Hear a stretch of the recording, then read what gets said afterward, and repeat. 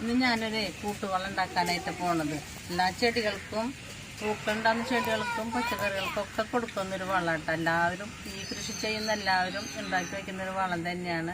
കുറേ വർഷങ്ങളായിട്ട് ഞാൻ ഈ വളം തന്നെ ഉണ്ടാക്കി വെച്ചിട്ട് ചെടിക്കൊക്കെ ഒഴിച്ചു കൊടുക്കാറ്. അപ്പോൾ ആ വളം എങ്ങനെ ഉണ്ടാക്കണമെന്നുള്ളത് കാണിച്ചു തരാം.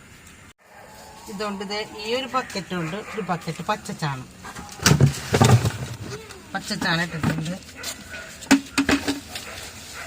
ചീമക്കൊന്നര അല്ല എത്ര വേണമെങ്കിലും ഇടാം കേട്ടോ, കൂടുതലൊന്നൊരു കുഴപ്പമില്ല. ഇത് പിന്നെ ഇതിൽ കിടന്ന് നല്ല അയച്ചു പോവാല, അരിഞ്ഞ് ചേരുന്നുണ്ട്. ചീമക്കൊന്നര അരിയിട്ടുണ്ട്.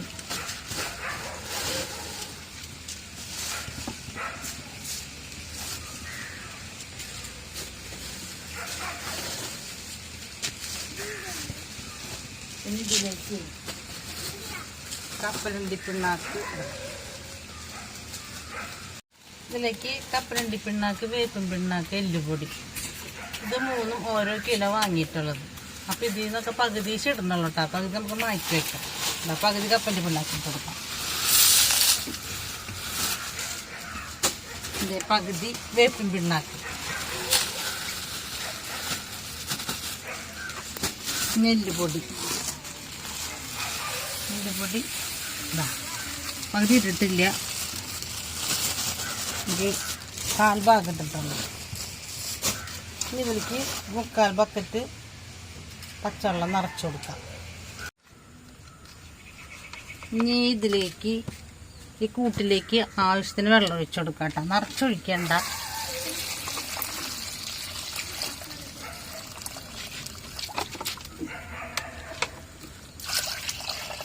ചെറിയ വെള്ളം ഒഴിച്ചെടുക്കാം. ഇത് കുതിർന്നോളൂ.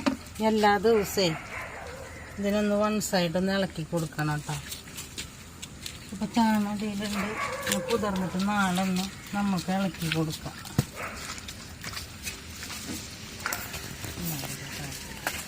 അടപ്പ് വെച്ചിട്ട് മൂടി വെച്ച് കൊടുക്കണത്, കൊതുകുണ്ട് ശല്യം ഇല്ലാതിരിക്കാൻ നോക്കുന്നത്. കൊതുകൊന്ന് മുട്ടയിട്ടൊക്കെ ചെയ്യും.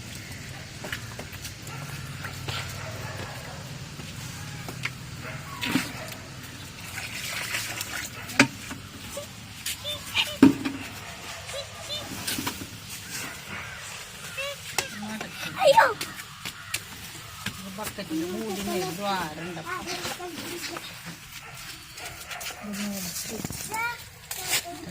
അതിരിക്കട്ടെ. 5 ദിവസം ആയിക്കഴിഞ്ഞാൽ ഈ വളം ഓരോ കപ്പ് എടുത്തിട്ട് നമുക്ക് ചെടികൾക്ക് നേരിട്ടൊഴിക്കരുത്. ഞാനിപ്പോൾ ഈ ഒരു ബക്കറ്റ് ഉണ്ടേ, ഞാൻ ചെയ്യാറ്. ഇതുകൊണ്ട് ഒരു ബക്കറ്റ് പച്ചവെള്ളം എടുത്തിട്ട് അതിലേക്കൊരു കപ്പ് വീതി ക്ലിയർ ഒഴിച്ചിട്ടാണ് ചെടികൾക്ക് ഒഴിച്ചെടുക്കുക കേട്ടോ. പച്ചക്കറി തൈകൾക്കും താഴെയുള്ള പൂച്ചെടികൾക്ക് ഒഴിച്ചെടുക്കുക. പിന്നെ പോകണ വിലക്കൊക്കെ തന്നെ ഒഴിച്ചു കൊടുക്കുക. ഞാൻ ഇന്ന് ഒരു പ്രത്യേക ടൈപ്പിലുള്ള കൊള്ളി നടാൻ പോവാട്ടാ. ഈ കൊള്ളി എന്ന് പറയുന്നതേ ഞങ്ങളുടെ ഈ പ്രദേശത്തൊന്നും ഒരു വീട്ടിലും കണ്ടിട്ടില്ല. ഞാൻ ഒരു ചാനലിൽ കോട്ടയത്താന്ന് തോന്നുന്നുണ്ട്, ഒരു ടീം അവർ ഭൂമിയിൽ കൃഷി ചെയ്തിട്ടേ ഈ കൊള്ളി പറിക്കണത് കണ്ടു. കണ്ടമാനം കൊള്ളിക്കിഴങ്ങ് കടക്കിലുണ്ടായിട്ട് നല്ല നീളത്തിലും അത്യാവശ്യം വണ്ണത്തിലും കണ്ടമാനം കൊള്ളിക്കിഴങ്ങ് ഒരു കടയാൻ. അപ്പം എനിക്കൊരാഗ്രഹം ഉണ്ടായിരുന്നു, കട ഒരു തണ്ട് കിട്ടിയെങ്കിലും ഒന്ന്. അവരൊരു തണ്ട് 100 രൂപയായിട്ട് കൊടുക്കണതേ. പിന്നെ ഞാനത് ശ്രദ്ധിക്കാൻ പോയി വാങ്ങിയൊന്നുമില്ല കേട്ടോ. ഇത് വാങ്ങാനായിട്ട് ഒന്നും അറിഞ്ഞറിയില്ല. പിന്നെ എൻ്റെ ഇപ്പോൾ ഇവിടെ ഒരു വലിയൊരു പറമ്പിലേ ഒരു ചേച്ചി, തൃപ്രയാറുള്ള ചേച്ചി, അങ്ങനെ ഈ കൊള്ളി തൃപ്രയാറുള്ളൊരു ചേച്ചി ആ കൃഷി ചെയ്യുന്ന സ്ഥലത്ത് കുഴിച്ചിട്ടത് കണ്ടു ഞാൻ. അപ്പോൾ ആ ചേച്ചിയോടെ നനയ്ക്കുണ്ടായിരുന്നു. അതിനോട് ചോദിച്ചു, ചേച്ചി എനിക്ക് കൊള്ളിയിൽ നിന്നൊരു തണ്ട് തരൂ. അപ്പോൾ ആ കുഴിച്ചിട്ടതിൽ നിന്ന് തന്നെ തലപ്പ് ചെറിയൊരു കഷ്ണം, നമ്മുടെ കയ്യിൻ്റെ നീളം കൂടി ഇല്ല, അങ്ങനത്തെ ഒരു ചെറിയ വണ്ണം കുറഞ്ഞൊരു തണ്ടാണ് തന്നത്. ഇവിടെ കൊണ്ടുവന്നിട്ടത് വെറുതെ മണ്ണിലൊന്ന് വെറുതെ ഒന്ന് പൂത്തി വെച്ചോളൂ, വെറുതെ ഒന്ന് ഒടിച്ച് വെച്ചോളൂ. ഇത് വേരോടി 2 എണ്ണം പൂച്ചത് അതിൻ്റെ ഇടയ്ക്ക് കളിച്ചിട്ട് തണ്ടുണങ്ങിപ്പോയിട്ട് ഇത് 2ഉം പിടിച്ച് കിട്ടി. കണ്ട നല്ല ഭംഗിയുള്ള കൊള്ളിയത് കണ്ടിൻ്റെ എല്ലാം നോക്കി വണ്ണം കുറഞ്ഞിട്ട് നീളത്തിൽ കണ്ട അരളീരൊക്കെ ഇല പോലെ ഇരിക്കണം ഇതിൻ്റെ കൊള്ളി. കണ്ട നീലല്ല ചോന്ന തണ്ട്, ചോന്ന തണ്ടും എല്ലാം അങ്ങനെ വണ്ണം കുറഞ്ഞിട്ട് നീളത്തിലായിട്ട് അധികം ഹൈറ്റിൽ പോവില്ല. മറ്റുള്ള നാടൻ കൊള്ളികൾ നമ്മുടെ നാട്ടിലുള്ള നല്ല ഹൈറ്റിൽ പോവില്ലേ, എന്നിട്ട് അറ്റത്ത് കുറച്ചെല്ലാം വന്നിട്ട് ഇതങ്ങനെയല്ല വട്ടം വീശിയിട്ട് നല്ല ഭംഗിയിൽ ഉണ്ടായി നിൽക്കുന്ന ഒരു കൊള്ളിത്തണ്ടാട്ടാ. അപ്പൊ നമുക്ക് കുഴിച്ചിടാട്ടാ. ചാക്കില ഞാൻ കുഴിച്ചിടാൻ പോണത് താഴെ നമുക്ക് സ്ഥലമൊന്നും ഇല്ലാത്ത കാരണം എല്ലാ കൃഷികളും ഇപ്പോൾ ടെറസിൽ ചെയ്യുന്നത്. അപ്പൊ ഇത് കുഴിച്ചിടാൻ നോക്കട്ടാ. നമ്മള് മുറ്റടിക്കുമ്പോഴേ അടിച്ചു വിട്ടിച്ച് ചവറൊക്കെ ഇതിലിട്ടിട്ടോ. ചവറന്നല്ല വാഴര ഉണങ്ങിയാലും അല്ലാട്ടാ സകലമാന ഇലകൾ ഉണങ്ങിയതൊക്കെ ഇതിലിട്ടിട്ടുണ്ട്. ഇനിയിപ്പോ കുറച്ചും കൂടി ഇടണം. അപ്പൊ ഇത് അടുത്ത പറമ്പിന് അടിച്ചു വാരി കൊണ്ടുവന്നതാട്ടോ. നല്ലോണം ദ്രവിച്ചാലേന് ഇടാം. നല്ലോണം കാറ്റും മഴയും വെയിലൊക്കെ കൊണ്ട് മരത്തിന്റെ ചോട്ടിൽ കിടന്ന് ഉണങ്ങിയ ഒരലേന്. അപ്പൊ ഇതും കൂടി കുറച്ച് ഇതിൽ കൂടി ഇടാം.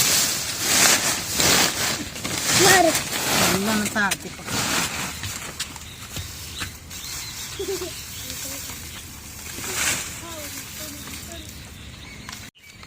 നമ്മള് ചവറ് കത്തിച്ച് ചാരാട്ടാ. അത് കുറച്ച് ഇതിലേക്ക് ഇട്ട് കൊടുക്കാം. ചവറ് മാത്രമല്ലോ കേട്ടാ. പിന്നെ നമ്മൾ അടുപ്പില് ഭക്ഷണം പാകം ചെയ്യാനായിട്ട് കത്തിക്കുന്ന ചാരം വേറെ അവിടെ ഉണ്ട്. അത് വേണമെങ്കിൽ നമ്മളിത് വലുതായതിനു ശേഷം കുറച്ച് ഇട്ട് കൊടുക്കാം. ഞാൻ അടിവെള്ളമായിട്ട് കുറച്ച് ഇട്ട് കൊടുക്കും.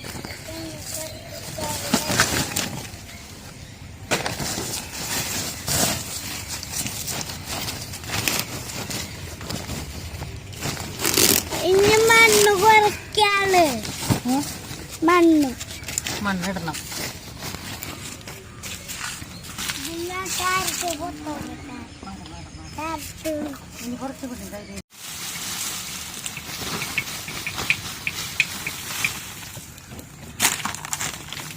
പ്ലാസ്റ്റിക്കും സംഭവങ്ങളൊക്കെ ഉണ്ട് കേട്ടോ. പറമ്പിൽ നിന്ന് അടിച്ചു വാരി എടുക്കുന്നതല്ല. അപ്പം എല്ലാവരും പ്ലാസ്റ്റിക്കും ചോറൊക്കെ ചാരട്ടു അതിൻ്റെ മേലെ ബാക്കിയുള്ള കരിയിലയും കൂടി ഇട്ടുട്ടാ.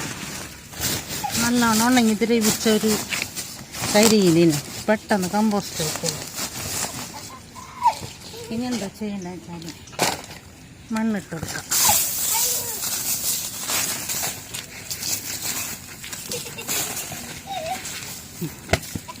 മണ്ണിട്ട് കൊടുക്കാം.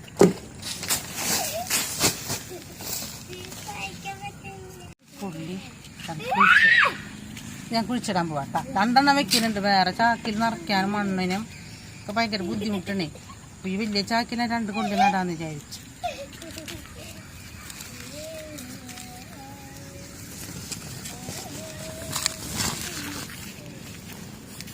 ഇനി കുറച്ചും കൂടി മണ്ണ് ഇതിലിടണം. എന്നാലും പുള്ളി ഒന്നും കൂടി താമസിക്കുക. കുറച്ചും കൂടി മണ്ണ് എടുക്കട്ടെ കേട്ടാ.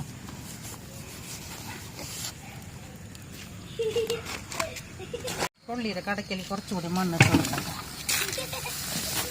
ഇനി താഴ്ന്നതിനനുസരിച്ച് മണ്ണൊക്കെ ഇട്ട് കൊടുക്കാം. അത്യാവശ്യം മണ്ണൊക്കെ ആയിട്ടുണ്ട്.